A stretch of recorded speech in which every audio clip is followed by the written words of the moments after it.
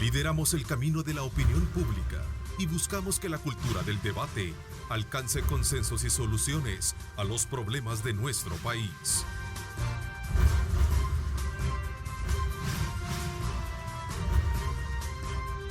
Diálogo con Ernesto López. Son las 6:30, 6 de la mañana con 30 minutos. Gracias por sintonizarnos a esta hora de la mañana.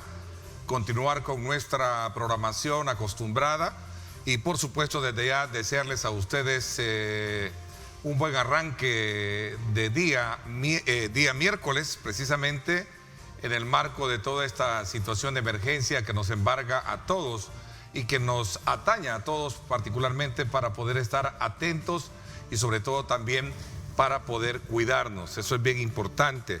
Y cuando se habla de cuidarnos es precisamente acatar las recomendaciones oportunas, mantener, cuando usted anda en lugares de alta concentración poblacional o se acerca con una persona, estar con su mascarilla en primer lugar. En segundo lugar, usted debe de tener y guardar la distancia. Y el otro elemento importante es lavarse las manos constantemente con agua y jabón, andar su alcohol gel, que es bien importante a la mano. Sin duda alguna, todos estamos expuestos a poder contagiarnos, pero en la medida que nosotros contribuyamos es mejor.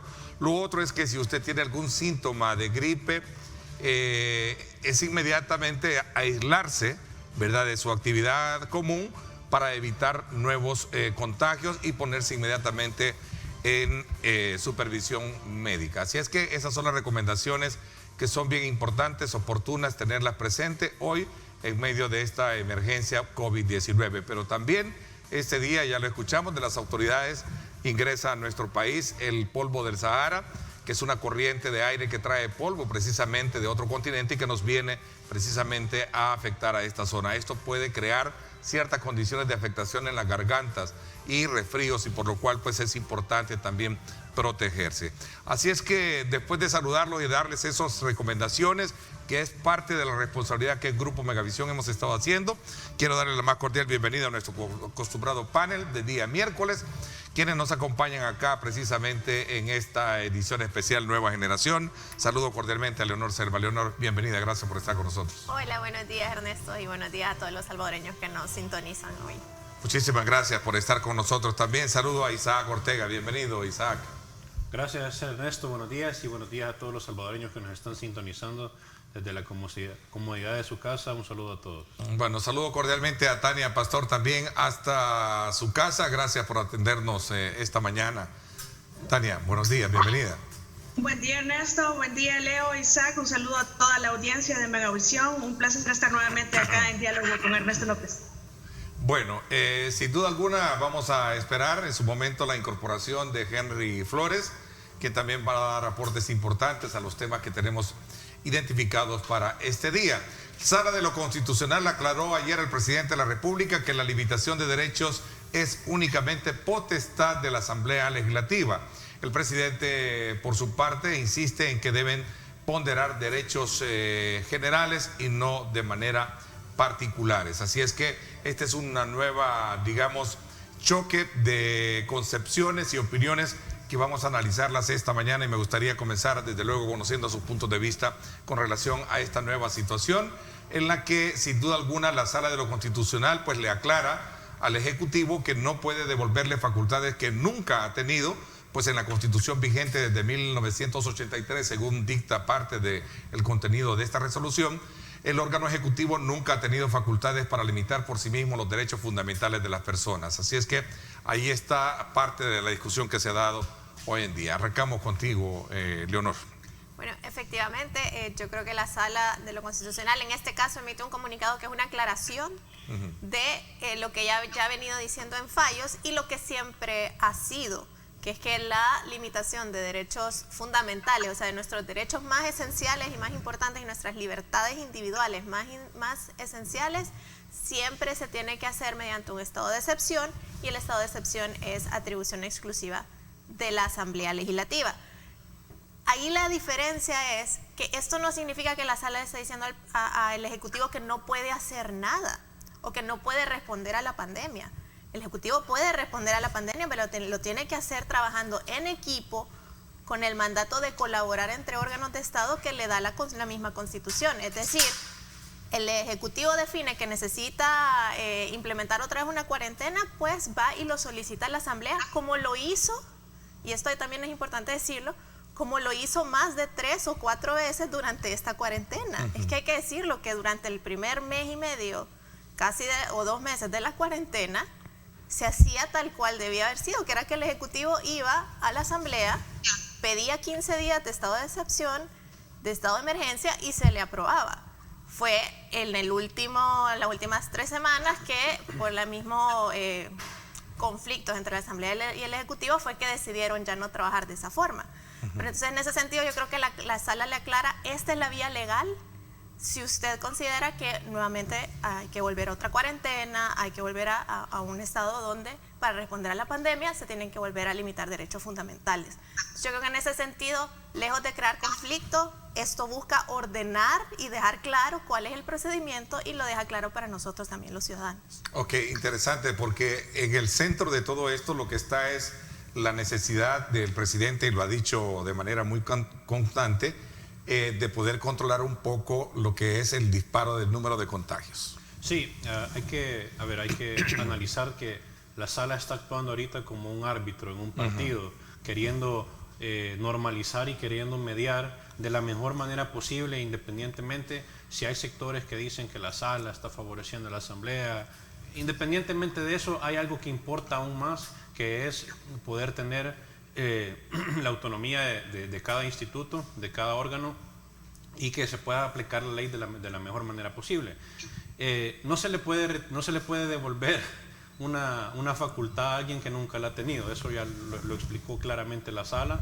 Pero yo quiero retomar el punto que decía Leonor, donde al principio sí se hizo esto. Al principio el gobierno tenía la capacidad de llegar, dialogar, de pedir las cosas como debían de ser, pero fue hasta que la Asamblea empezó a poner candados, que empezó a pedir reportes, que empezó a pedir información de cómo se iban a utilizar los fondos, cuando se empezó a meter el tema de una contraloría de estos fondos públicos que se iban a utilizar, que las cosas empezaron a ir por la tangente. Cuando se vio que no había un plan claro, cuando se empezó a ver que las cifras posiblemente se estaban manipulando, y ahí fue la debacle de esta negociación y de este diálogo que pudo haber sido muy productivo para la realidad que ahora tenemos. Posiblemente sí sea necesaria una cuarentena, no lo sé, eso es responsabilidad del Ministerio de Salud, justificar la verdad, de poder decir, por esto y esto necesitamos una cuarentena. Y la forma y cómo podría serlo. Y la forma como podría ser, de una manera negociada, de una manera en donde no se afecten ni las libertades completas, pero también que podamos tener la flexibilidad de que algunos sectores puedan seguir generando en la economía. Así es. Vamos a ver, Tania, ¿cuál es tu lectura? El presidente dice en uno de sus tweets, dijo, está claro, los magistrados de la Sala de lo Constitucional no entienden 3 principios básicos, dijo, o no quieren entender, y dejó entrever el signo de los dólares. Ahí hay un componente directo de señalamiento que hace el presidente. Ahí está el Twitter y parte de su hilo. Dice, el derecho de uno termina donde empieza el del otro. Y explica, alguien puede tener derecho de ir a donde quiera, pero si no se pone en riesgo el derecho de la vida del otro. 2, los derechos fundamentales y constitucionales a la salud y a la vida están muy por encima del derecho a la circulación o al libre tránsito. No todos los derechos tienen igual ponderación. Y el tercer elemento, el derecho colectivo está por encima del individual, dice, más cuando el derecho individual que se pretende proteger es de menor importancia que el derecho colectivo que queda desprotegido. Aunque ustedes resuelven lo contrario, están cometiendo un crimen contra el pueblo. ¿Estará la sala cometiendo, tú como abogada, un crimen contra el pueblo, como lo dice el presidente? Tania. No me parece que la sala esté cometiendo un crimen contra el pueblo. Sin embargo, sí me parece que, y esto lo hemos discutido en otras ocasiones, en lo personal yo no estoy de acuerdo en la interpretación que se le da al desarrollo de la ley secundaria que restringe, porque en realidad hay que aceptarlo, la cuarentena de cualquier manera va a restringir derecho fundamental de la libertad de una persona, que es lo que la sala ha venido a decir. Sin embargo, cuando hablamos de las medidas extraordinarias que faculta al Ministerio de Salud, el Código de Salud, entonces nos damos cuenta que cualquier medida que se adopte va a restringir o a afectar de alguna manera algún derecho fundamental. Lo que sucede es que aquí es un tema de interpretación. No es que siempre haya sido así o no haya sido así, es un tema de interpretación de los magistrados actuales y sus resoluciones y sus sentencias. Debemos acatarlas. Pero no me parece que lo estén restringiendo como que el ánimo sea violentarle los derechos a los salvadoreños, sino que esa es su interpretación. Lo que pienso yo es que hay que superar ya todo esto, porque es lo que está sobre la mesa y es con lo que tenemos que aprender a trabajar. Me parece que ha habido mucha influencia e injerencia negativa desde afuera del legislativo en cuanto a institutos, ONGs, fundaciones, abogados constitucionalistas algunos, jurisprudencialistas otros, y otros que no abarcan ninguna de estas dos categorías, pero que sin embargo han estado incitando a la población a desobedecer y han estado también incitando a que la población crea que el régimen de excepción es inconstitucional, que limitar la libertad de la circulación a través de una cuarentena obligatoria es inconstitucional. Sin embargo, todos esos argumentos que se dieron al inicio, porque cuando se este régimen de excepción, recordamos que todos dijeron que no era viable, que no se podía incluso prorrogar, que había un exceso, bueno, etcétera. La sala lo que dice en conclusión es que si se va a dar una cuarentena obligatoria domiciliaria, tiene que ser idónea, proporcional, necesaria. Es decir, no vamos a poner en cuarentena, por ejemplo, El Salvador completo cuando todos vemos el mapa de los datos epidemiológicos y sabemos que El Salvador es el epicentro. Y no aplicaría la proporcionalidad para que se aprenda de una manera sencilla, funcionar a todo el país, porque es una especie de sanción el restringir un derecho fundamental cuando el problema está centralizado en una parte específica. Entonces, al final, lo que me parece que resuelve la sala es que como se comenzaron haciendo las cosas que todos criticaron que estaban mal, era la manera correcta de hacerlo. Okay. Yo decía anteriormente, el Ejecutivo debería de estar preparando ya su solicitud para que se decrete un régimen de excepción adecuado al comportamiento epidemiológico para salir del impasse. Ok, interesante ese punto último que tú dices. Ya el Ejecutivo debería de estar preparando un documento para trasladarlo a la Asamblea para que le dé las herramientas pertinentes, trabajar bajo la lógica del principio constitucional, que es lo que ha dictado la sala. Solo para resumirlo un poco, ¿cierto? Correcto. Ok, veamos el resto. ¿Qué opinan ustedes? No, y ojo, o sea, los comentarios, o sea, lo que dice el presidente sobre valorar la vida y la salud por encima del derecho a la circulación, eso es totalmente válido. Pero creo que ese no es el tema que está en discusión.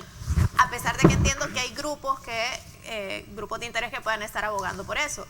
Pero en general creo que la mayoría de la población y de nosotros no está, y la sala ciertamente no está entrando a conocer si eso es lo que está en juego. No es que estamos diciendo qué derecho le damos más valor. Simplemente estamos diciendo, ok, hay que restringir el derecho de circulación para proteger la vida y la salud. Ok, ¿cuál es el proceso que establece la misma Constitución y quién tiene la facultad? O sea, ¿a quién la Constitución le da la autoridad para limitar ese derecho? Pues a la Asamblea. Entonces ahí es donde entra lo que dice Tania. Lo más fácil es que el Ejecutivo simplemente acate el fallo de la sala, haga ya la solicitud, que de hecho antes de este comunicado en algún tuit el presidente había dicho que lo iba a hacer, y creo que no lo mandó o todavía lo están preparando, pero manden la solicitud y ahí si realmente hay un bloqueo de parte de la Asamblea o algo así, pues ahí va a quedar expuesto de la Asamblea, pero por el momento pareciera más un pleito político. Sí, eso es súper importante, lo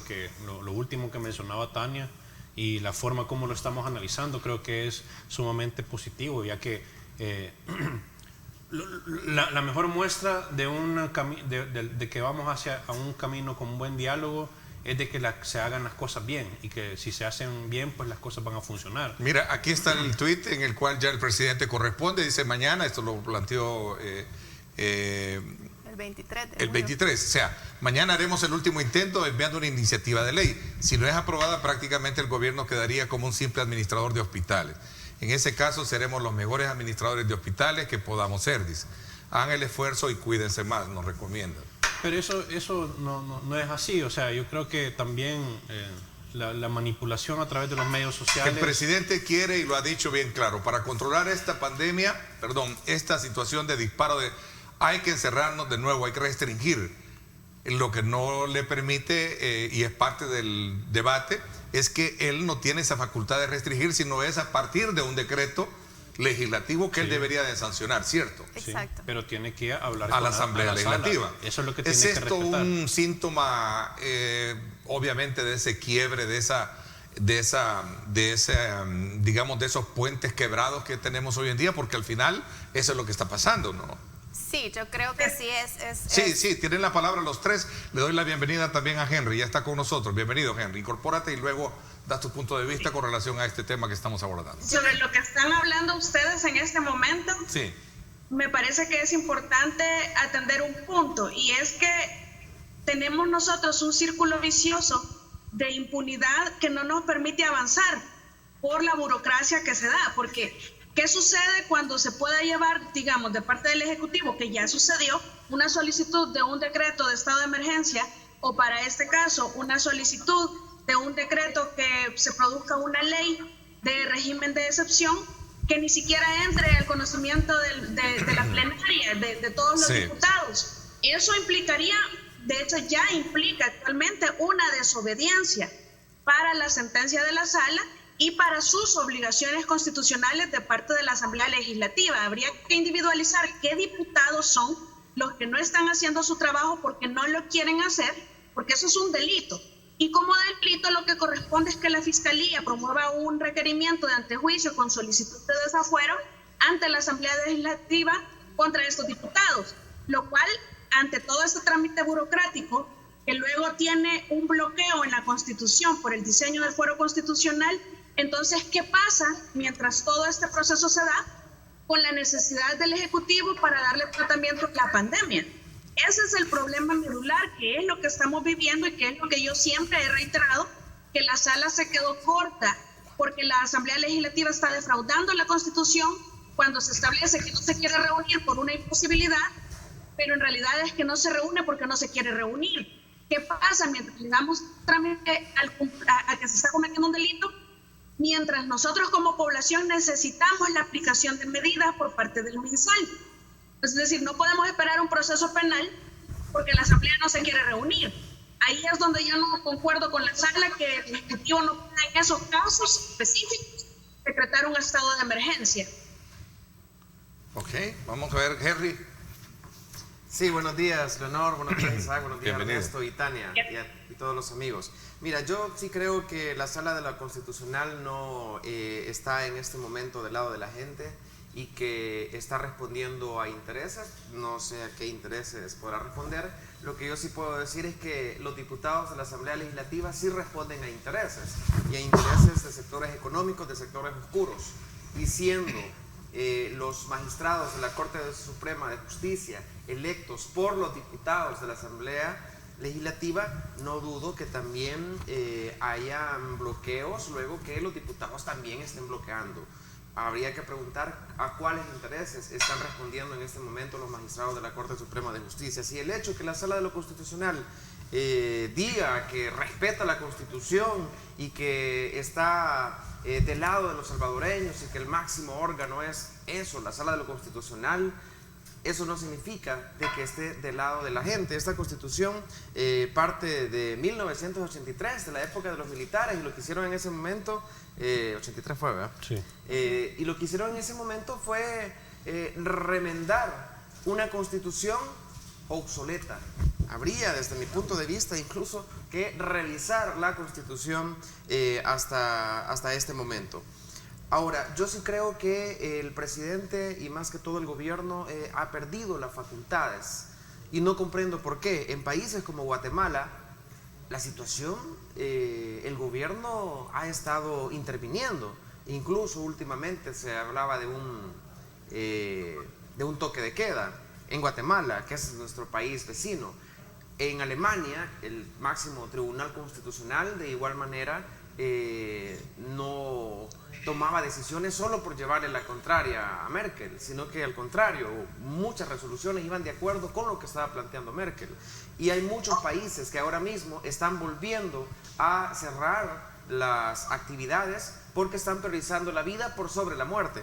Entonces yo sí creo que en este momento la Sala de lo Constitucional no se está poniendo del lado de la gente y habría que revisar a qué intereses está respondiendo, pero sí creo que el gobierno está con pocas facultades en este momento, que si son facultades que no tenía, bueno, pero antes la Sala de lo Constitucional, los gobiernos tenían mecanismos para poder tomar decisiones, para poder tomar acciones. Ya vimos lo que pasó la vez pasada con que también se declaró ilegal el hecho de que se activaran las comisiones de protección civil cuando se ha hecho en otros gobiernos. Es decir, yo sí creo que se le han quitado todas las facultades al presidente Nayib Bukele.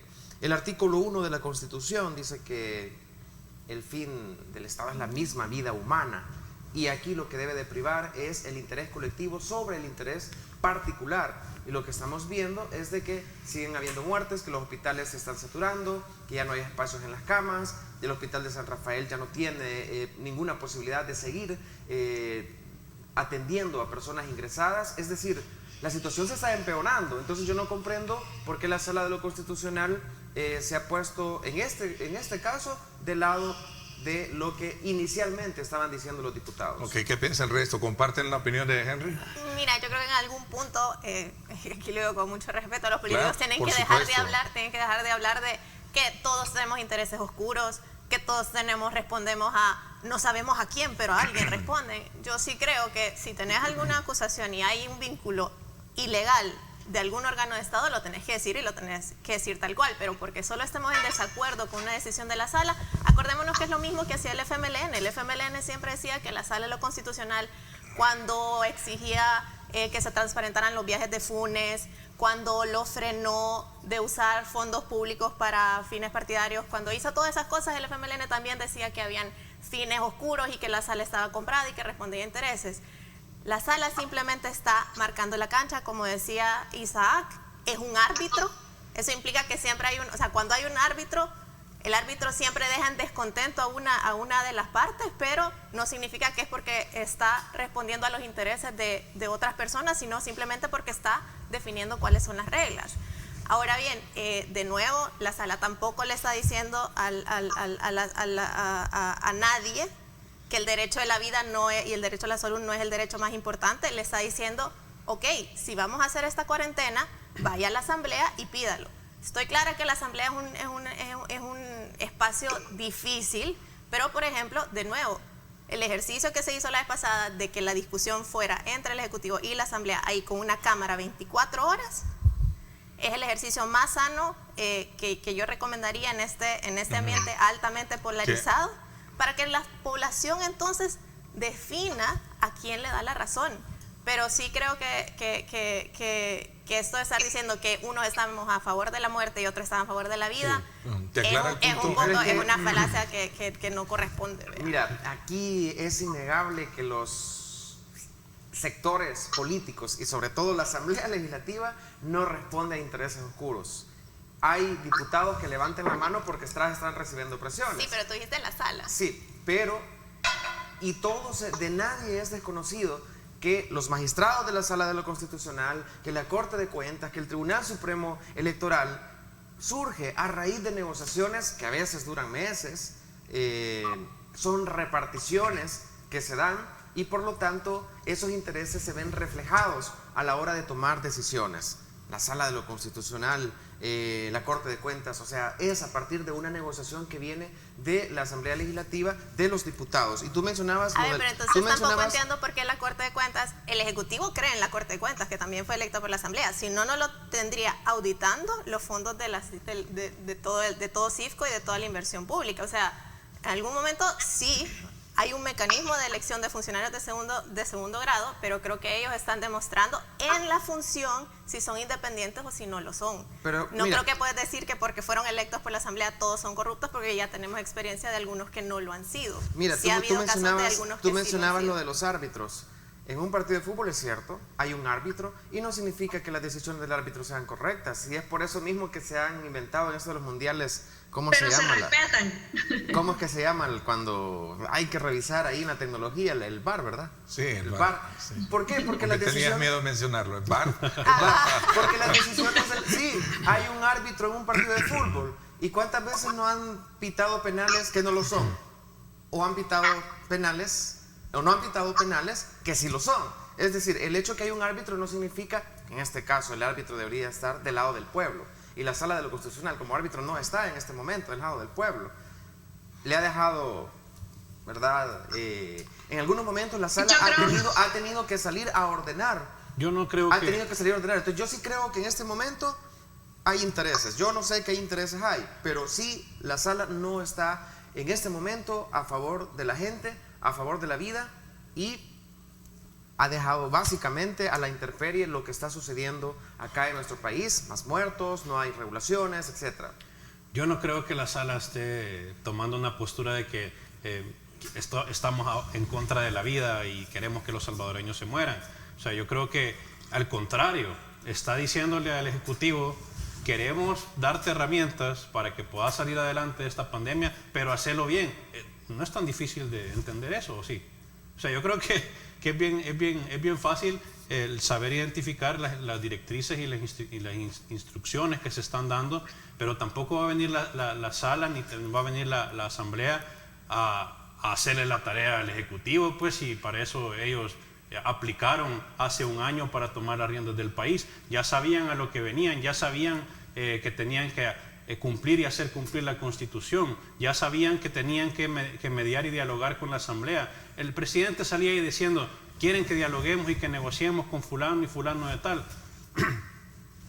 Hey, desde antes de ser presidente, y cuando sabías que ibas a tener una Asamblea que no iba a estar completamente de tu lado, no por el hecho de que te van a favorecer en todo, sino por el hecho de que no tenés ninguna representación del partido Nuevas Ideas, que es el partido del presidente, que utilizó al partido Gana para poder llegar, pero los números dentro de la Asamblea no le favorecían. Eso ya lo sabía. Por ende, no es que la Sala se esté poniendo en contra de la gente, no es que los diputados estén en contra de la gente, simplemente se está pidiendo que se haga el proceso como debe de ser. No hay donde perderse. Es que para hacer regulaciones no se necesitan los diputados, para eso está el Ministerio de Salud.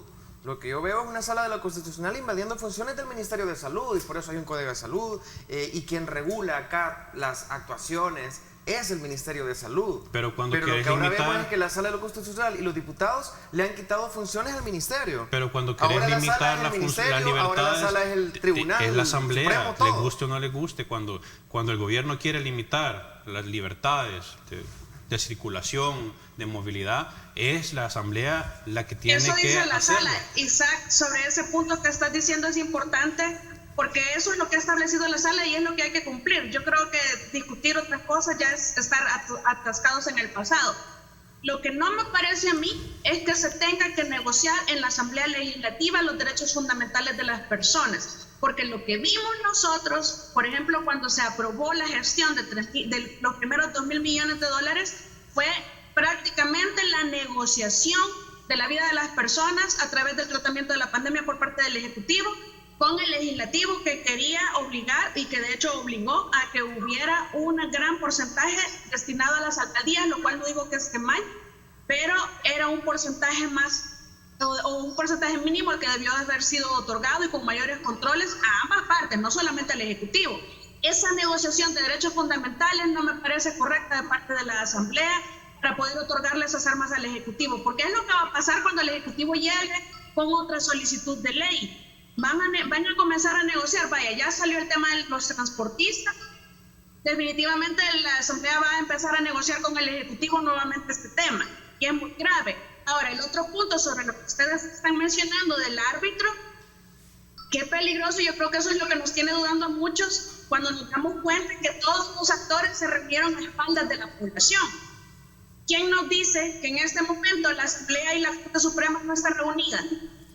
Porque recordemos que incluso quien se reunió fue la sala, pero quien dio la cara fue la Corte plena, porque el comunicado tiene el logo de la Corte, que se manifiesta en la sala, pero se reunieron a espaldas del pueblo y en las dos actores es cuestionable, pero es cuestionable en un juez que su función profesional es imparcial y además independiente, porque no se debe estar prohibidísimo reunirse con solo una parte, y peor si una de las partes somos nosotros la población. Yo creo que es válido que cuestionemos a los tres órganos, no solamente al Ejecutivo o solo al Legislativo. Que cuestionar a los tres órganos, porque en esa reunión se reunieron todos los órganos. O sea, se reunió el presidente, o sea, a llamación del presidente, porque la reunión fue en Capres, con diputados de Arena, con la sala, con el fiscal, y esa reunión, si se dio por fines legítimos, de haber sido transparentada. Se debió haber sabido cuándo se iban a reunir y se debió haber sabido cuál fue el contenido de esa reunión. Y precisamente por eso vuelvo. Nadie está diciendo que confiamos en un órgano, en un actor político más que en otro, porque creo que la experiencia nos ha enseñado que todos tienen intereses particulares. Por eso vuelvo, el mejor ejercicio es que se sienten en un salón con cámaras prendidas, que es el ejercicio que se hizo en la última negociación que no llegó a frutos, y tal vez por eso es que no llegó a frutos, porque no hubo negociación cerrada, pero fue con cámaras, cada quien exponiendo su postura, y aquí cada ciudadano veía si se desvelaba o no viéndolo. Y creo que eso es lo más sano en este contexto tan polarizado. Ok, voy a hacer una pausa, le doy la palabra para seguir un poco cerrando este ciclo de este tema que tenemos hoy en día, porque sin duda alguna tenemos pues otros que me gustaría abordarlo con ustedes. Recuerde sintonizar hoy a las 6 de la tarde, también otra plataforma de opinión periodística. Estamos a través de 107.7 Fuego con el debate político semanal.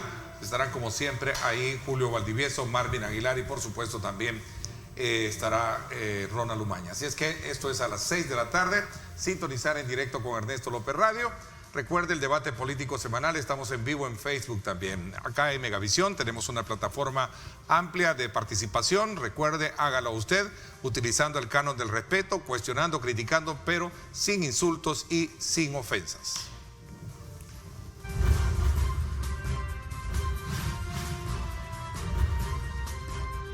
Diálogo con Ernesto López. Estás viendo Diálogo con Ernesto López.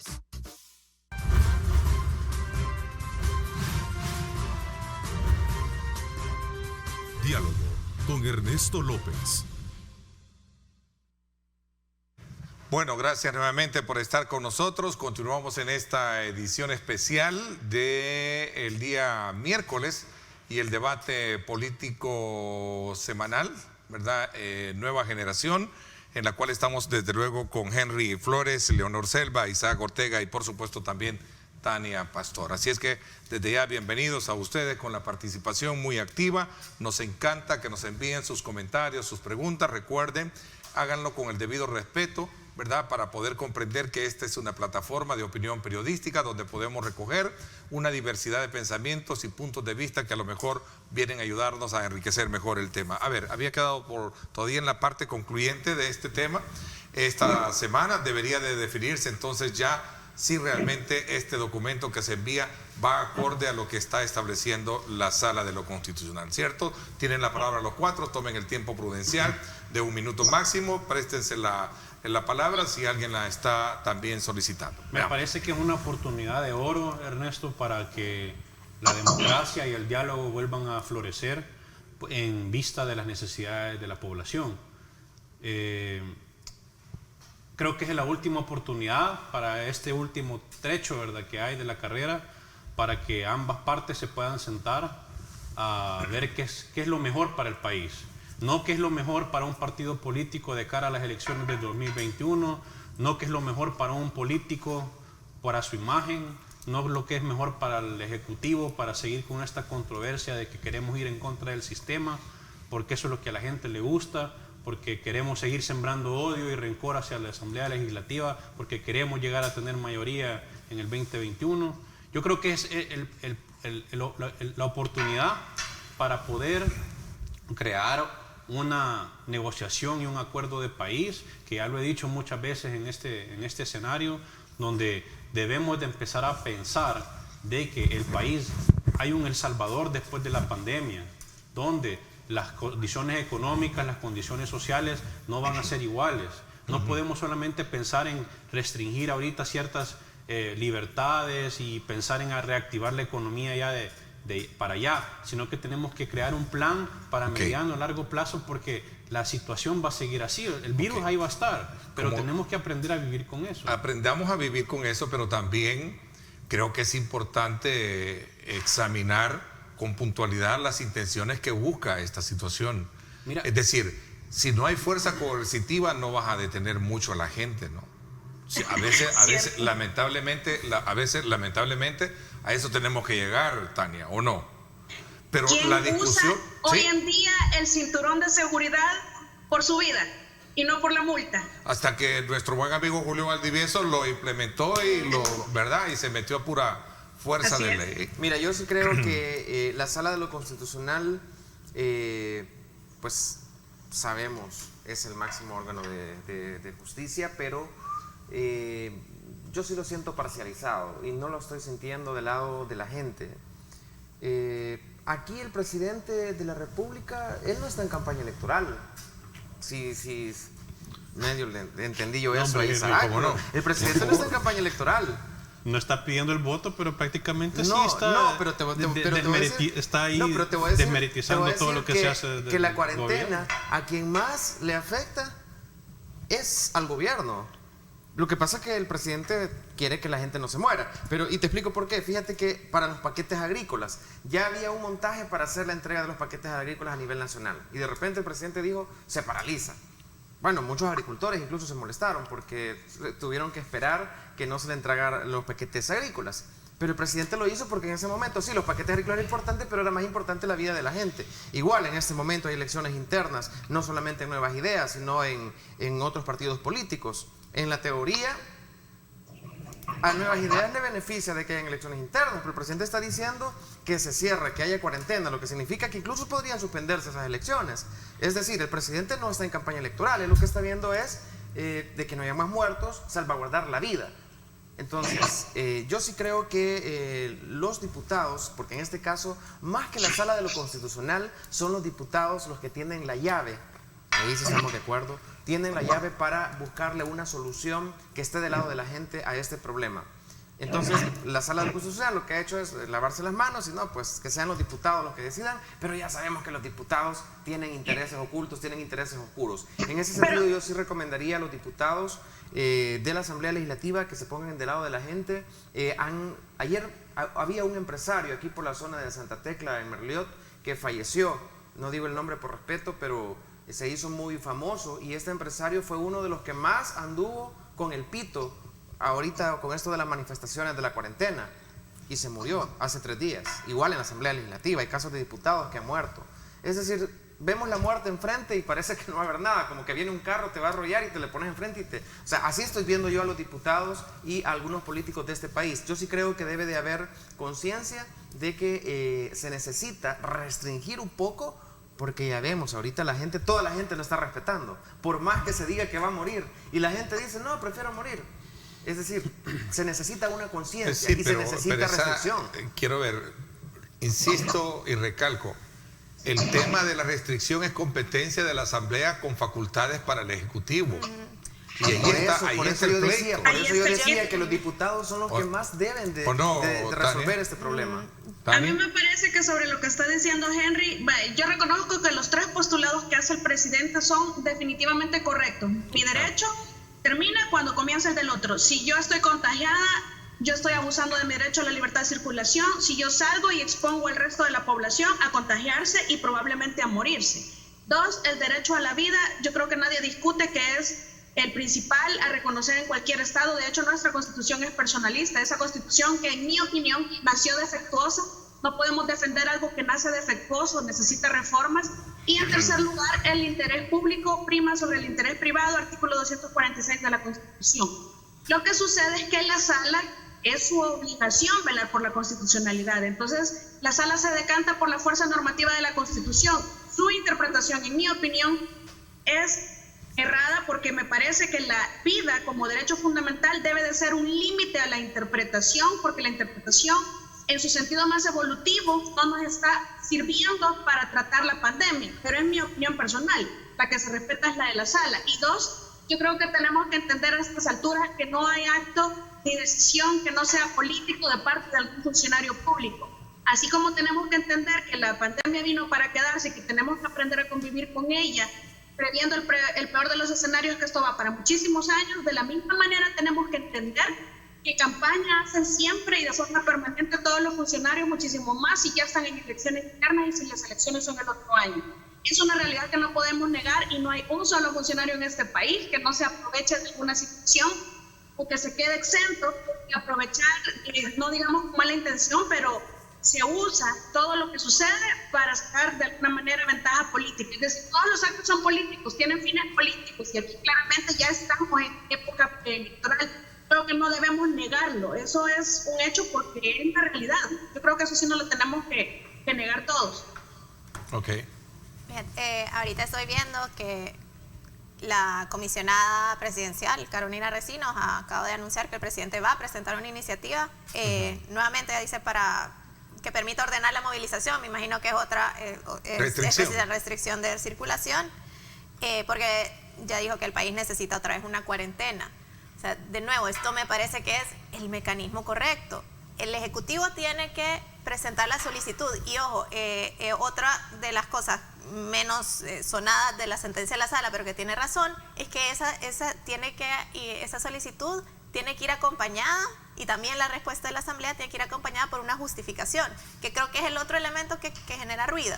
Yo creo que hay mecanismos mejores para informar de la evolución de la situación que podría implementar el Ministerio de Salud, aunque yo sé, van a muchas entrevistas y eso sí lo reconozco mucho, pero quizás a veces falta un mecanismo de comunicación que nos permita ver el panorama como más claro para que la población y para que para la Asamblea también quede clara la necesidad. O sea, los especialistas dicen que los focos de infección deben identificarse en una nueva cuarentena y allí aplicar todo el rigor, ¿verdad?, de las restricciones para evitar no afectar la calendarización de los procesos de apertura gradual que en su mayoría, lo han dicho los funcionarios, están cumpliendo, lo dijo la ministra de Economía en este programa, la mayoría de empresas en esta primera fase están cumpliendo, ¿verdad? Entonces, yo creo que por ahí anda la situación. Digo, a manera de conclusión y de recalcar que para eso es este tipo de programas también. Yo creo que es eso justamente, o sea, aquí hay una nueva oportunidad, cada día es una nueva oportunidad, pero digamos que en este escenario esta semana es una nueva oportunidad para marcar una nueva dinámica, porque como dicen Isaac y Tania, esto no es de 2 semanas, este no es un pleito de 2 semanas, vamos a pasar, yo diría un año, si no 2 años, lidiando con pandemia y con crisis económica. Necesitamos una nueva dinámica de diálogo entre todos los actores, los políticos, los no políticos, el sector empresarial, el sector trabajador, las familias, y necesitamos, cabal, que todos tengamos una línea base que es de información clara, y esa es, creo yo, es la dirección del Ejecutivo. El Ejecutivo puede dirigir esta discusión planteándonos el panorama, sus necesidades, y ahí yo creo que la Asamblea Legislativa también tiene que responder a esas necesidades que son las de país y no a intereses particulares. O sea, pero es una nueva dinámica que tenemos que marcar porque no es un pleito de 2 semanas y no es un pleito que se va a terminar, y me da miedo estar lidiando con pandemia y crisis económica en ambiente electoral. Y crisis política. Y crisis política porque esa... Y crisis económica y social, que son elementos que no pueden llegar a eso. Una década como Fíjate que si hacemos una especie de diagnóstico práctico, yo no sé si a ustedes les ha pasado, se han ido a visitar ferreterías, se han ido a visitar supermercados, que creo que son los que están abiertos, la industria de la construcción, el sistema de comida para llevar. Siento que ellos están cumpliendo con toda la cabalidad, con todos los métodos de distanciamiento, de control. Y yo creo que ahí está el elemento clave por el cual no se puede, como decía alguien, retroceder. Pero para eso también hay que detener dónde están las concentraciones. Lamentablemente la mayoría de concentración se da en lugares como los mercados. Y no estoy diciendo que vayan directamente a los mercados, pero lamentablemente la mayor parte de aglomeraciones por ahí andan, ¿no? Fíjese que uno de los errores... En el transporte colectivo debería también examinarse con lupa esa situación, Tania, y el resto. Mira, uno de los errores que a mi juicio se ha dado, y no es culpa del gobierno, y no es que pretenda defender al gobierno, pero es que nos quedamos de repente sin cuarentena, y las etapas para abrir el país, la economía, debió haber sido de manera gradual. En ese sentido, si el gobierno no tenía las facultades, los diputados de la Asamblea Legislativa deberían de haber garantizado que esa reapertura fuera de manera gradual. Pero simplemente nos quedamos sin ley, nos quedamos sin decretos, y todo lo que se venía haciendo en los últimos meses, en las últimas semanas, todo ese gran sacrificio que hicimos los salvadoreños de estar en las casas respetando la cuarentena, y esos resultados o esos retrasos que se pudieron haber dado para que el virus no se dispersara, ha quedado prácticamente en un saco roto. Eso es como que estés construyendo una casa y de repente viene la lluvia y te deshizo todo. De nada sirven las construcciones que llevabas porque te deshizo completamente todo, porque no fuiste capaz de ponerle ni siquiera una carpeta negra. En ese sentido, yo creo que los diputados han sido irresponsables. Ok, si el presidente no tiene las facultades, como dicen ellos, pero entonces hubiesen hecho al menos una reapertura gradual, pero aquí no hay absolutamente nada. Entonces hay mucho riesgo de contagio, están aumentando considerablemente, seguramente van a haber más muertos, y en 3 meses podríamos tener una crisis súper peor de la que ya hemos vivido. En ese sentido debe de haber urgencia por parte de los diputados para aprobar medidas que estén del lado del beneficio de la gente. Bueno, lo que sucede, Henry, es lo que yo dije antes, es que a la Asamblea Legislativa el Ejecutivo está llegando a negociar la salud de los habitantes. Ahora, esta semana yo estoy convencida que sobre la mesa va a estar el tema del transporte, en donde ya se pronunciaron varios diputados diciendo que tienen que ir a hablar con el Ejecutivo porque a ellos les corresponde. La ley la hizo la Asamblea, pero dicen, vaya, le corresponde al Ejecutivo, porque ahí está el Viceministerio de Transporte. ¿Por qué en el tema transporte los diputados, específicamente estos fueron de la fracción de Arena, reconocen que es potestad del Ejecutivo arreglar este tema, pero en el tratamiento de la salud de la pandemia, ahí le están negando ese derecho? Pleito, y entonces están negociando el derecho a la vida. Sí, pero entonces ya que está el tema de transporte y que la ahí sí hay intereses oscuros.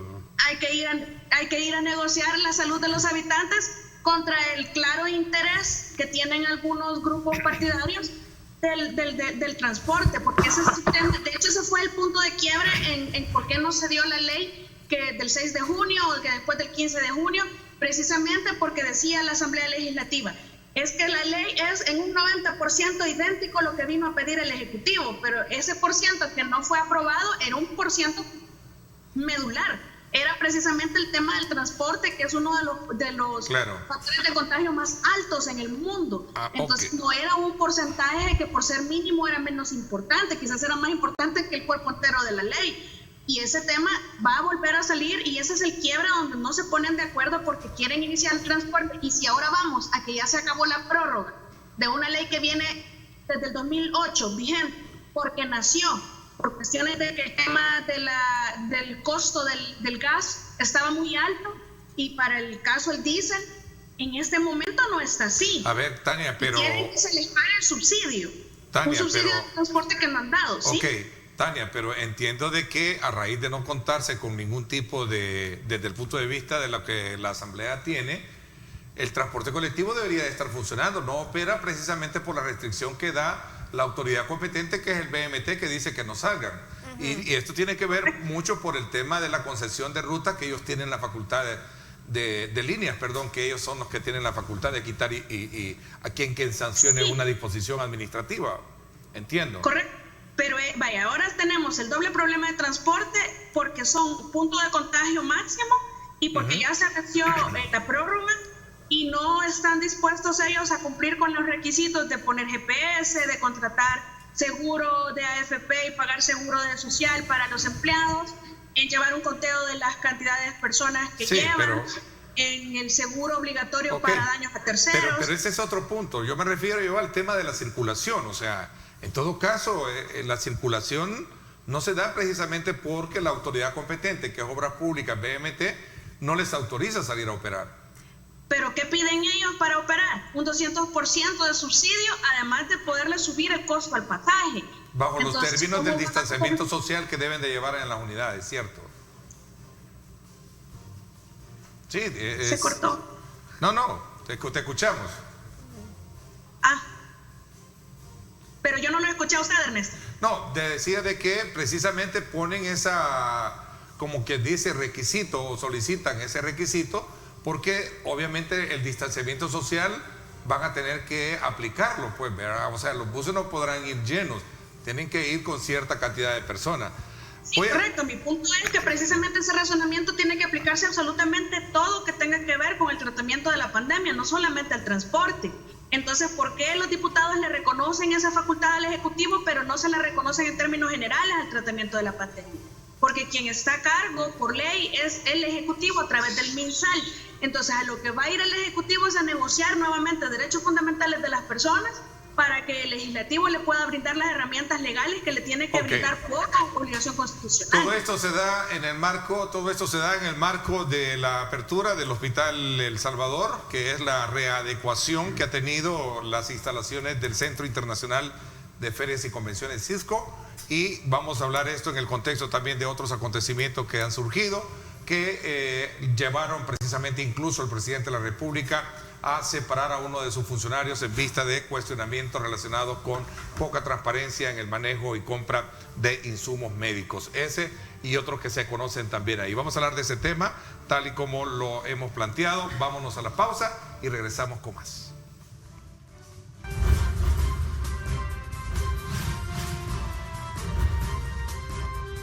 Diálogo con Ernesto López. Estás viendo Diálogo con Ernesto López.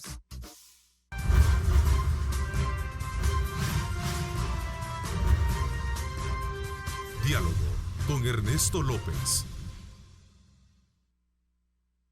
Bien, gracias nuevamente por estar con nosotros en esta edición Nueva Generación de día miércoles, el debate político con nuestros invitados. El Ministerio de Salud arranca hoy con la operación la operatividad del hospital denominado El Salvador. El ministro de Salud, Francisco Alaví, confirmó que a partir de hoy se comienza miércoles el traslado de pacientes diagnosticados con coronavirus al nuevo centro asistencial. Esto se da desde luego en un momento bien oportuno, como lo hemos visto. No hay quien pueda cuestionar las intenciones que busca esta situación, no así lo que está desde luego en el lado externo de la situación, donde se han conocido de casos supuestamente de corrupción que se han generado alrededor de esta situación de emergencia, y que es parte del debate que en la Asamblea Legislativa rebota, y dicen el estado de emergencia es precisamente para poder de alguna manera, según algunos diputados, dejar a libre albedrío el arca donde cualquiera puede pecar en ese aspecto. ¿Qué piensan ustedes? Tienen la palabra los cuatro para entrar en este debate. De nuevo, tomen en consideración el tiempo prudencial de 1 minuto para poder generar ese debate dinámico que tenemos. Yo sí me alegro mucho de que se haya habilitado esta primera fase del hospital. Creo que hay algo que probablemente en nuestro país no se debatió mucho, pero a nivel de Latinoamérica sí se debatió, y es que Latinoamérica, eso decían los expertos del Banco Mundial, del Imperial College, que ven temas de epidemiología, Latinoamérica no tenía mayor oportunidad de aplanar la curva, porque tenemos un montón de condiciones que lo hacen difícil, el sector informal, el hacinamiento de viviendas. Nunca realmente tuvimos tanta oportunidad de aplanar la curva, de decir no vamos a tener grandes casos, pero aplazar la curva sí era una oportunidad que teníamos que darnos, y para eso sí sirvió la cuarentena, para incrementar nuestra capacidad de atención de casos en la red hospitalaria. Entonces, este incremento de las UCIs que se habilita con el CIFCO es sumamente importante. Espero que en esta semana que se está terminando el funcionamiento, porque claro, se inauguró las instalaciones, pero falta como que ponerlo en marcha. Espero que eso vaya muy bien y que se pueda atender a la población que lo necesita. Esto al margen de otro tema, o sea, yo creo que nadie puede desear que no funcione el hospital, y nadie puede desmeritar este incremento de capacidad para atender pacientes. Eso tiene mérito propio. Esto al margen de que estamos pendientes de que la Corte de Cuentas, las ICIES y otras instituciones estén velando por cómo se hizo la inversión y cómo se ejecutó la obra y advertir cualquier acto de corrupción que se pueda haber dado. Pero creo que son dos temas que sí vale la pena separarlos, porque como país es algo que tenemos que celebrar, la inauguración de este hospital, claro, sin que eso nos permita obviar que si hay casos de corrupción, pues eso se tendrán que percibir y deducir las responsabilidades que se necesitan. ¿Y el resto tiene la palabra? Totalmente de acuerdo con lo que dice Leonor. Yo creo que es una buena decisión el hecho de abrir este hospital, que si son fondos del Seguro Social o de CIFCO o de Ministerio de Salud, lo que se está viendo es que la administración actual está dando muestras de querer estar del lado de la vida de la gente. Es un bonito adecuamiento o readecuamiento el que se le ha hecho al Centro Internacional de Ferias y Convenciones, y ahí se ve claramente que el presidente prácticamente está diciéndole no a los eventos públicos, entretenimiento, artistas, etcétera, para convertir el Centro Internacional de Ferias y Convenciones en un hospital. Ahora conste que también las infraestructura y parte de los equipos son del Seguro Social, lo escuché anoche decir del ministro de Salud. Claro, por eso decía yo hace un momentito, iniciaba con eso, que independientemente si los recursos son del Seguro Social o de Salud o de donde sean, lo importante es que son recursos de la gente y que se están poniendo a disposición de ellos. Hay hospitales que ya no están dando ya la capacidad máxima estalló, ¿verdad? Y eso es muy preocupante, por eso es que los diputados tienen que resolver rápido. Mira, yo quería referirme, Ernesto, si me lo permites, a la respuesta que dio, aparte de la respuesta que dio la Sala de lo Constitucional, que dice que en otras constituciones del mundo sí le permiten al presidente o al gobierno establecer mecanismos de control. Dice textualmente, en cuanto a sus afirmaciones de que en otros países el presidente de la República y el ministro de Salud tienen atribuciones para limitar derechos fundamentales, esto podría ser porque sus disposiciones constitucionales así lo establecen. Claro. Esto viene a regresas al tema primario, solo para ubicarnos. Sí, no, claro, pero eso yo quería decir recalcar eso porque se me olvidó, porque esto viene a reafirmar el hecho de que no porque sea el Tribunal Constitucional está excelente y está correcto. O sea, es una constitución de 1983. Sé lo que quieres decir. En otros países la constitución sí faculta, en este caso, al Ejecutivo, pero en este caso la aclaración, y por lo que escuché del debate de ustedes y de los especialistas, es que aquí no lo permite. Porque es una constitución, desde mi punto de vista, obsoleta, de 1983 y que podría reformarse. Ese es otro debate. Ahora, con el tema del hospital, Ernesto, qué bueno que el CIFCO se puso a disposición de la gente. Ojalá que no vaya a ser muy tarde, porque así como vamos, hay un eminente riesgo de contagios, ya hay contagios y lo vamos a poder ver en los próximos 15 días seguramente. Es increíble. Yo he pasado por las calles de Santa Tecla y por las calles del centro de El Salvador y ni siquiera hay clases y está lleno totalmente. Entonces están llenas las calles, tipo 4 de la tarde.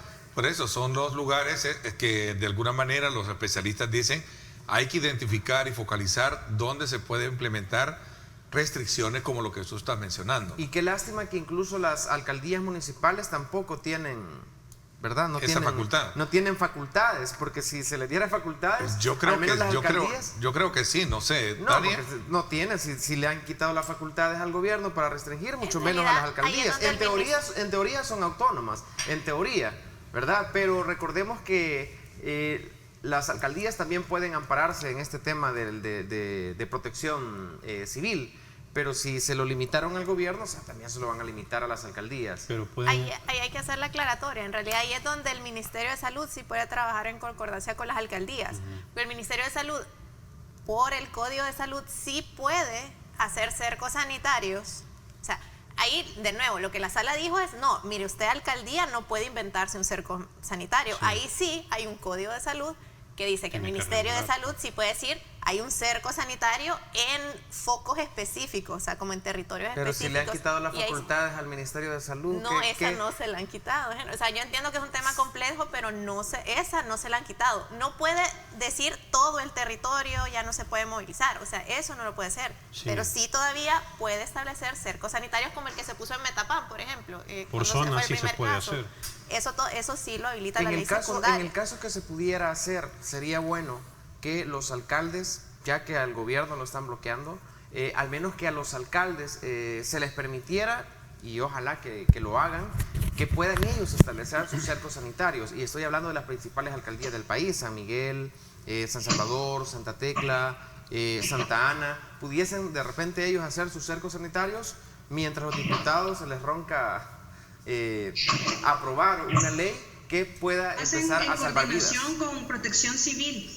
Es decir, el enlace es protección civil, no es el alcalde, es el enlace con Protección Civil. Eso pero Tania, si le quitaron las facultades, por zona, si le quitaron las facultades a Protección Civil, y esa fue una de las molestias del presidente hace unas semanas, que le quitaron las facultades a Protección Civil, y los representantes de Protección Civil en los municipios son los alcaldes. Entonces, si le quitaron las facultades al gobierno, que es el que regula o el que dirige el tema de Protección Civil, y los alcaldes son los representantes, también le han quitado facultades a los alcaldes. Ojalá que pudiesen ellos hacer sus propios cercos sanitarios, pero es que es una cadenita. Lo que limitaron fue la facultad del presidente para decretar emergencia a petición del Consejo Nacional de Protección Civil cuando la Asamblea no estuviera reunida, y que es lo que yo he manifestado, que la sala no profundizó en cuanto a la defraudación a la Constitución, porque no es que no esté reunida o tenga imposibilidad de reunirse, sino que no quiere reunirse.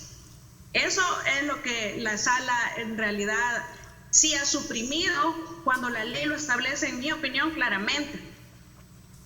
Sí, o sea, yo sí creo que, o sea, no es que se le ha quitado todo, o sea, no se ha desmantelado el sistema de protección civil. Es con ellos, es con los que tiene que coordinar el Ministerio de Salud para hacer cercos sanitarios. Ahora, de nuevo, si lo que se necesita es una cuarentena general, o sea, si apreciación del Ejecutivo, lo que se necesita es una cuarentena general, va a la Asamblea.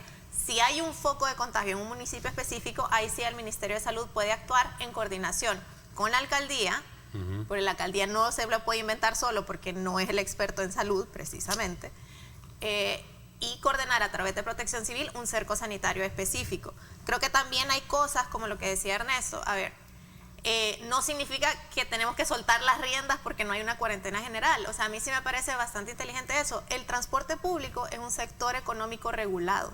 Entonces el Ejecutivo sí puede continuar regulando y limitando el servicio por su atribución como supervisor de la calidad de ese servicio. O sea, y hay otros sectores económicos también, y las alcaldías también tienen esas oportunidades, o sea, la coordinación de los mercados, el uso de las aceras para los comercios informales. Esas creo que son vías donde las alcaldías sí tienen oportunidad y deber de ir ordenando para mantener el distanciamiento social. Pero es que fíjate que es contradictorio. ¿Por qué el gobierno no puede hacer cercos sanitarios en coordinación con el Ministerio de Salud? Porque hacer un cerco sanitario implica hacer cierres, implica cerrar calles, implica cerrar negocios. Pero por zona, Henry, por el país completo. ¿Por qué una alcaldía sí podría y por qué el gobierno no? El epicentro. Claro, Tania, pero ¿por qué una alcaldía podría y por qué un gobierno no? Es lo que te digo, que es contradictorio. Ah, pero las alcaldías sí pueden, pero el gobierno no puede. Por eso es en coordinación con Protección Civil, no es una facultad de la alcaldía. Sí. En el Ministerio de Salud hay coordinación entre alcaldías y está de por medio Protección Civil. Sí, lo que pasa es que de hecho, faltan los gobernadores en la ecuación. Aquí hay que comprender cuáles son los procesos, ¿verdad? Otra vez volvemos a respetar los procesos y a utilizar las herramientas que ya existen sin querer pasar sobre esas instituciones sin necesidad de tomarlas en cuenta. El Ministerio de Salud está facultado para poder declarar zonas en específico, zonas de contagio. El problema aquí fue que el Ministerio quiso declarar zona oriental, central y occidental de un solo, ¿verdad? Y declararlo todo el país en sí, y eso es lo que no puede hacer, eso es facultad de la Asamblea. Ahora, el trabajo que tiene que hacer con Protección Social es simplemente de comunicarse, dialogar, justificar el por qué se va a hacer un cerco sanitario, y tiene que haber un tiempo. O sea, Eso es muy importante, Isaac, porque de hecho fue la razón y motivo por la cual se declararon, porque recordemos que no solo fue inconstitucionalidad de decretos ejecutivos. Los decretos ejecutivos eran desarrollo de las leyes. En este caso fueron los dos regímenes de excepción y la ley de cuarentena. Entonces se declararon inconstitucionales esos 3 decretos por ese motivo, porque no tenían fundamentación científica y técnica, ni tampoco el desarrollo de la proporcionalidad y los decretos ejecutivos que desarrollaban esas 3 leyes, así como los otros 2 decretos ejecutivos, ramo de salud, y también ejecutivo, Consejo de Ministros, que no tenían como fundamento estas leyes, pero en mi opinión sí tenían como fundamento el Código de Salud. Ese es el detalle importante. Yo creo que el tema original, que era lo del hospital, porque no me he manifestado sobre ello, es que a mí sí yo sí ya lo te voy a dar la palabra. Te doy la palabra cuando regresemos, porque sí, es cierto, no entramos mucho más en detalle para poder también examinar los aspectos que tienen que ver alrededor de todo esto. Ya se amplió la oportunidad para que hospitales privados hagan prueba. Va a ser bien difícil que las puedan comenzar a hacer desde ya, pues lo tenían restringido, decía uno de los especialistas, pero sí pueden ellos en algún momento tener la capacidad para ver la severidad del cuadro o predecir complicaciones como proteína C y otras cosas. Pero también otros aspectos que se generaron alrededor del tema de la transparencia en el manejo de fondos, como en su momento lo planteaba también Leonor en su intervención. Hablamos de esto cuando regresemos. Gracias por darnos esa oportunidad de ofertarles a ustedes diferentes enfoques sobre los temas importantes del país y que le permitan a usted construir su propia lectura.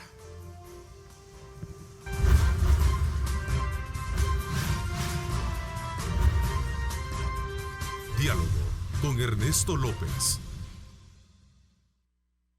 Estás viendo Diálogo con Ernesto López.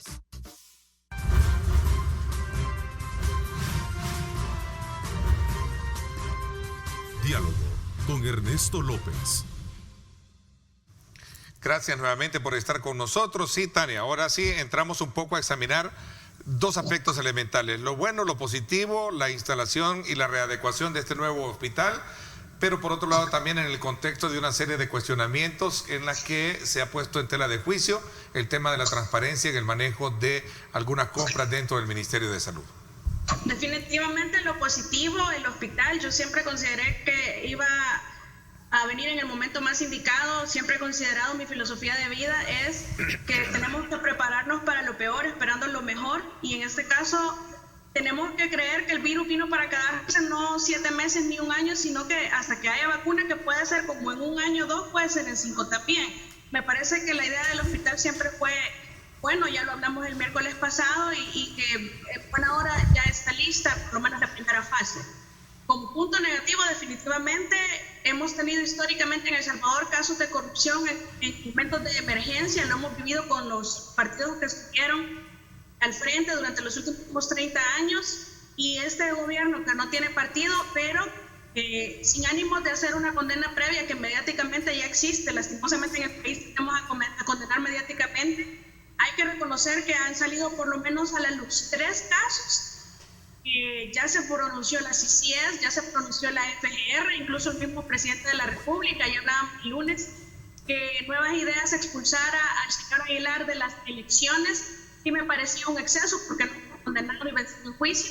Sin embargo, es importantísimo el caso que se da en El Salvador. Por primera vez un presidente depone de su cargo a un funcionario por la multitud de falta de transparencia o del cometimiento del delito. Es importante por los controles, pero dentro de ese tema de los controles no tenemos que caer tampoco en inconstitucionalidades, como nombrar un comité, que incluso la misma UCA se pronunció que es función del Estado administrar, ejecutar y decidir sobre los fondos públicos. La Asamblea se lo quiere dar a un comité que al final terminó decidiendo contratar una auditoría externa para hacer lo que se supone que hay que hacer. Pero es importante este tema de las mascarillas del señor Aguilar.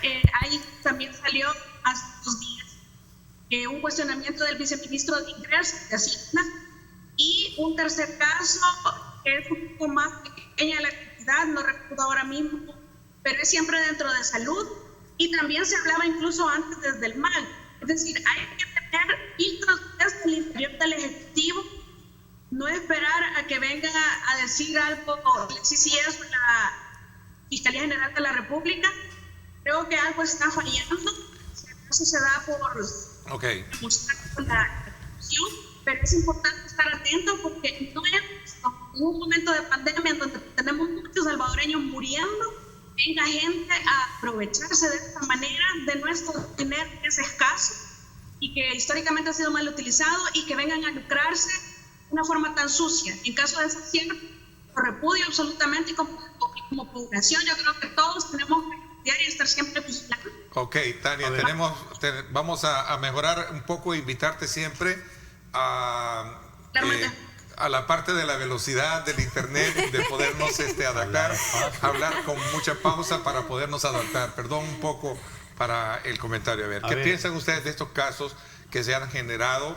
Muchos han visto con buena lid, con buena, digamos, opinión, que el presidente inmediatamente separara a funcionarios que están siendo mencionados en esta situación. Bueno, uno de 3 o 4 casos que se están conociendo. Yo quiero retomar, ¿no?, desde el hospital, ¿verdad? Yo creo que todo salvadoreño está contento de poder tener un lugar donde se puedan atender a pacientes que estén en situación bien delicada.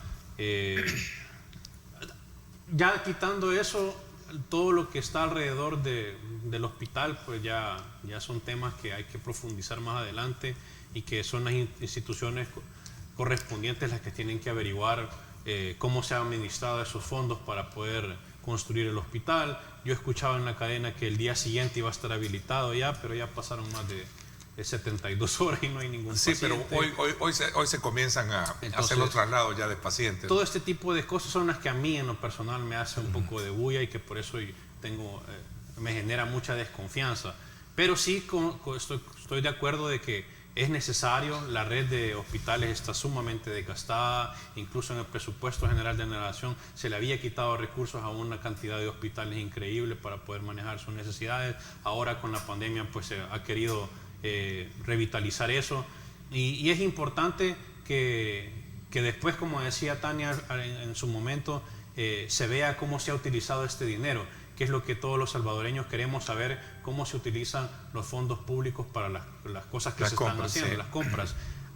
Aquí entro ya a hacer la valoración de los actos de corrupción que supuestamente se están dando, ¿verdad?, dentro del gobierno, y que es una lástima, porque este es un gobierno que ha venido hablando de que iba a luchar contra la corrupción y todo, pero que en los últimos momentos ha tenido negativas a rendir cuentas, a ser transparente, a dar informes, y ahora pues con más razón se genera aquella desconfianza y la necesidad neto de esta veeduría y la Contraloría, de estas instituciones que van a estar en la comisión para ver cómo se están utilizando estos fondos, porque imagínate, darnos cuenta de que es casi $1 millón lo que se ha ido, ¿verdad?, a bolsas de funcionarios, y que yo sí estoy de acuerdo que se hayan destituido, porque un funcionario público tiene que ser intachable. Bueno, solo uno se ha separado. Solo uno, sí, Coqui, perdón. Pero aquí es donde entra la cuestión de tanto al vendedor como al comprador se le debería de juzgar de la misma manera.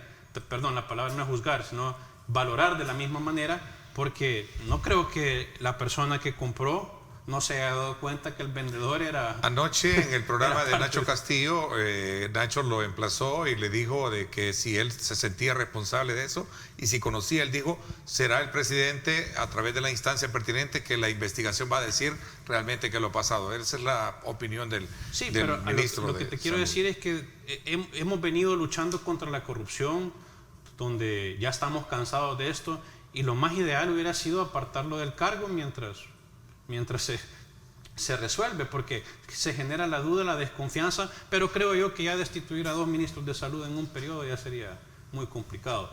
Entonces, después aparece este viceministro de Hacienda con $750,000, que el socio o la empresa socia de él, o él es socio de la empresa que compró las mascarillas, y los ministros, los funcionarios están comprándole al gobierno, cuando es totalmente ilegal. Yo creo que deja mucho que desear, y por eso es que la población, o la mayoría de la población que realmente está interesada en el manejo de los fondos públicos de mejor manera, porque ya nos enseñaron los gobiernos anteriores de Arena y el FMLN que si nos quedamos callados, pues esto puede ser un desfalco total, ¿verdad? Entonces hoy esa misma enseñanza nos está a nosotros haciéndonos manifestarnos de una lucha contra la corrupción, donde queremos informes y rendición de cuentas transparentes. Ya se dio el primer caso con los $300 de los Senades, donde aparecen casi 10.000 personas, creo, o 100.000 personas que no saben de dónde salió. La Corte de Cuentas lo dijo, está en investigación. Ahora aparecen estos 2 casos y a saber cuántos casos van a empezar a salir ahora que el periodismo investigativo está haciendo su función. Voy a hacer una pausa, regresamos un poco porque el tiempo corre y ya nos está comiendo, para ir un poco concluyendo sobre este escenario que creo que es importante resaltarlo en el marco de la necesidad de estar preparados. Es decir, que bueno por este hospital que ya fue aperturado y que esto va a venir de alguna manera a paliar parte del problema que tenemos hoy en día. No así el tema del control y de la instancia pertinente de las instituciones que deben de ser contraloras de la fiscalización y fiscalización de fondos públicos, de ser aquellas que deben de estar muy activas. OEA, sí, ya dijo que está investigando el caso, Tania, si no mal no recuerdo, corrígeme. De hecho, OEA dijo que está investigando varios temas importantes, no solamente este. Yo pensaría que el fiscal general tiene que hacer una investigación muy rápida y hacer un pronunciamiento muy enérgico e implacable, porque esto va para largo. Tiene que sentar el ejemplo en este momento, si procede, para que no se repita, que no se replique. Interesante el punto que tocas, Tania. Me voy con eso ya para manera de ir concluyendo cuando regresemos. Una pausa y volvemos.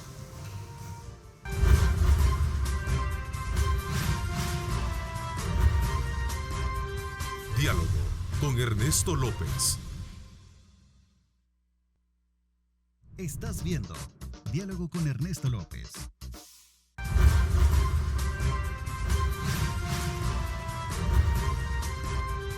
Diálogo con Ernesto López.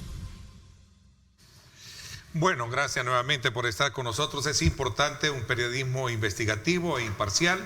Ernesto, si la transparencia y la participación son la garantía de la anticorrupción, el que nada debe, nada teme. Y eso es bien importante, que funcionen las instituciones a efecto de que los fondos públicos, los fondos de los salvadoreños sean bien administrados. Vamos a ver un poco en el análisis ya prácticamente concluyente. Me voy contigo, ¿no? Sobre ese puntos. Sí, yo creo que este fin de semana nos recordó que aquí quien ha sido punta de lanza y quien siempre ha impulsado la lucha contra la corrupción ha sido el periodismo.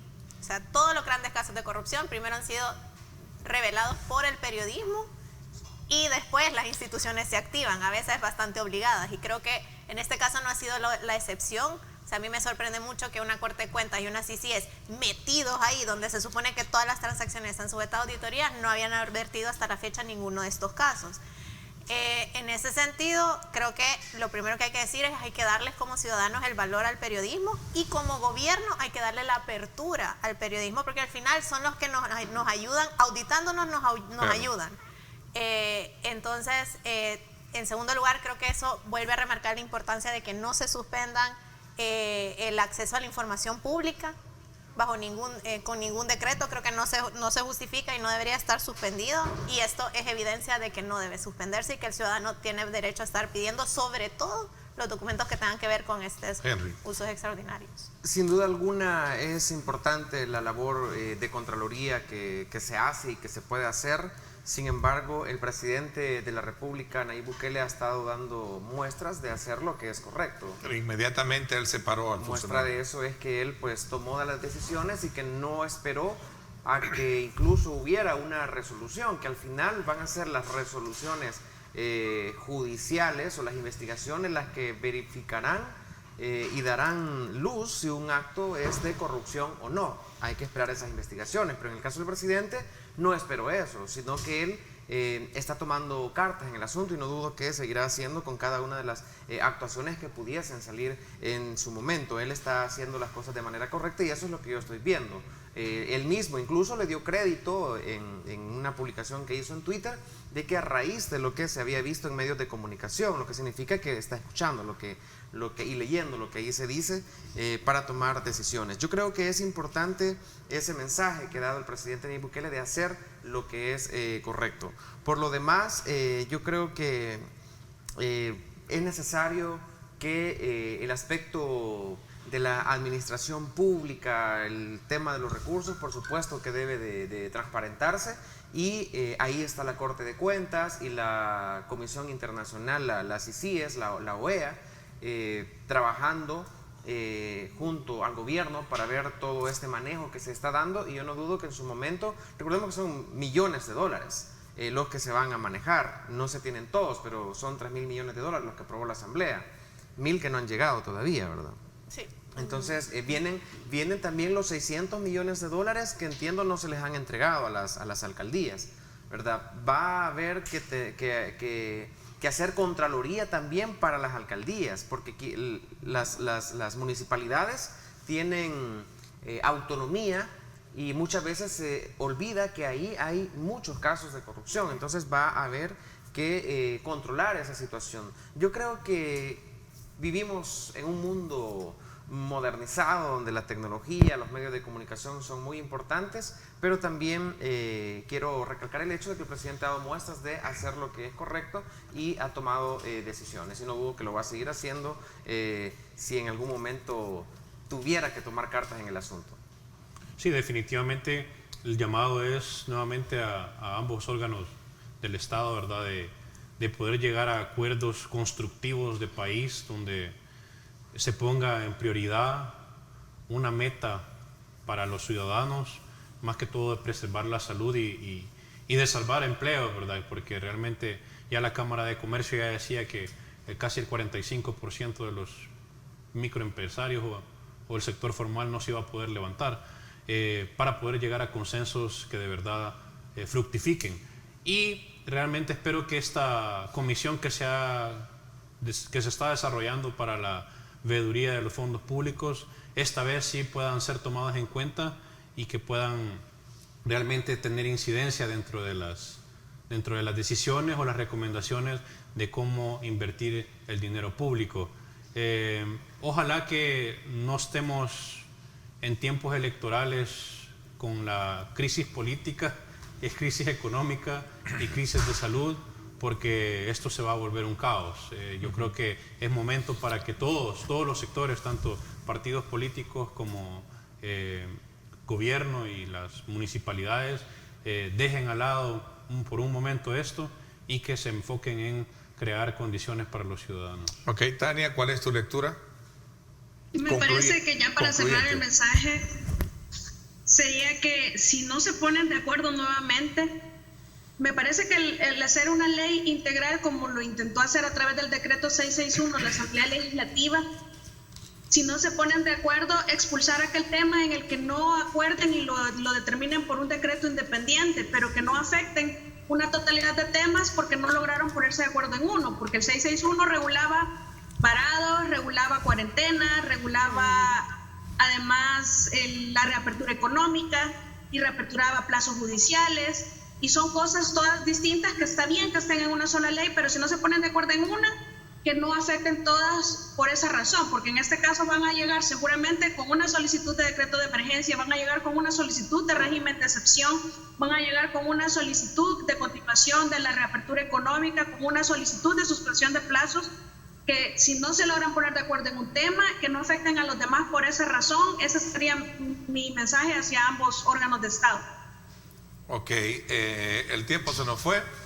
Quiero agradecerles a cada uno de ustedes a nombre de este público que está pendiente todos los miércoles de la edición Nueva Generación, de escucharlos y sobre todo también de tener participación activa a través de sus comentarios. Así es que muchísimas gracias, Tania, te agradezco muchísimo nuevamente. Gracias, saludos a todos.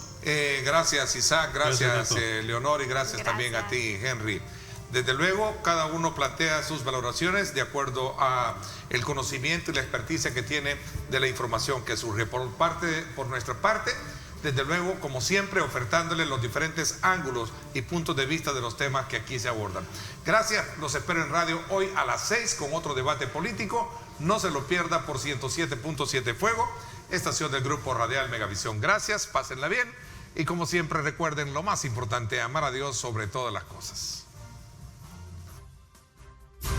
Lideramos el camino de la opinión pública y buscamos que la cultura del debate alcance consensos y soluciones a los problemas de nuestro país.